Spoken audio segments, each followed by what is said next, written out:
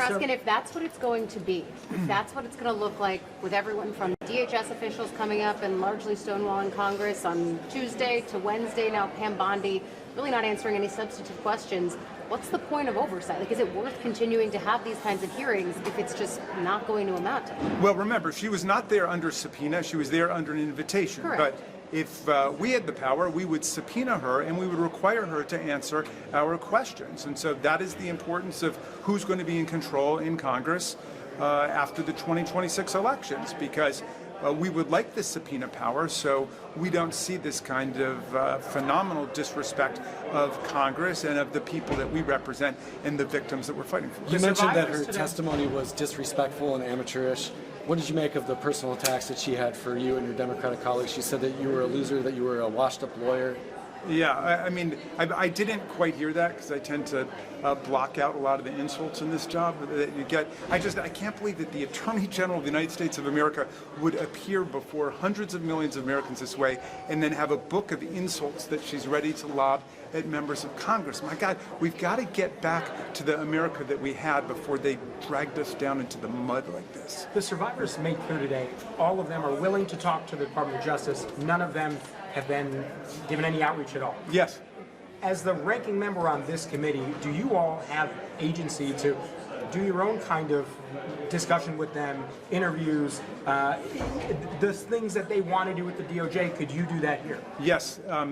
First of all, yes, and we are in the process of doing that. As you know, we've done a number of events with the survivors. We have been talking to them and getting whatever information we can. Obviously, we'd be in a much stronger position if the government of the United States and the U.S. Department of Justice was behind us. Now, I did challenge Attorney General Bondi to act like a law enforcement official and to create a commission, a task force that would include the Department of Justice, along with state attorney generals, along with district attorneys, to review the record right now that we've got with millions, and all 6 million, not 3 million, but all of the documents to determine what crimes can still be charged in what places. This was a global billion-dollar international child sex trafficking and abuse conspiracy, and there are lots of crimes undoubtedly that still can be charged. I want to just, something you said that triggered a thought, which was whenever Attorney General Bondi was asked about the Don Lemon case, she spoke with such conviction, such passion, such minute detail about an ongoing case. But when asked about the Epstein case and the more than 1,000 victims who are still suffering out there, she completely distanced herself and was totally disembodied. It was like she'd amputated all sense of compassion and empathy for the people involved. Do you see any value in having her back before this committee? Well, certainly with a subpoena where she has to answer questions, we made a note of everything she didn't answer. Here are questions she refused to answer today. I'll give you a little sampling. Okay, how many of Epstein's co-conspirators have they indicted? Well, we know the answer to that is 0, but Congressman Nadler asked her that. She wouldn't answer it. Whether the email from the Epstein files about Ukrainian girls trafficked to a billionaire male co-conspirator is worthy of more investigation, refused to answer. Whether it's important for prosecutors to protect the identity of sexual assault victims, she refused to answer.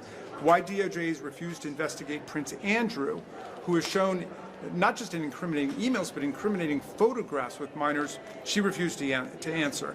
Whether Trump was at parties with underage girls, she refused to answer. Whether she had prepared a list of so-called domestic terror groups, she refused to answer. When she decided Les Wexner was not a co-conspirator, she refused to answer, and so on. She didn't answer the vast majority of the questions that we asked her today, and the whole country could watch her evade questions, dodge the committee, filibuster, radically change the subject, and then engage in a series of insults and aggressive ad hominem attacks against members of the committee. It's almost like you could have a seminar on rhetoric and show how each one of these things is a fallacy and a diversion from the truth and just answering the question. Do you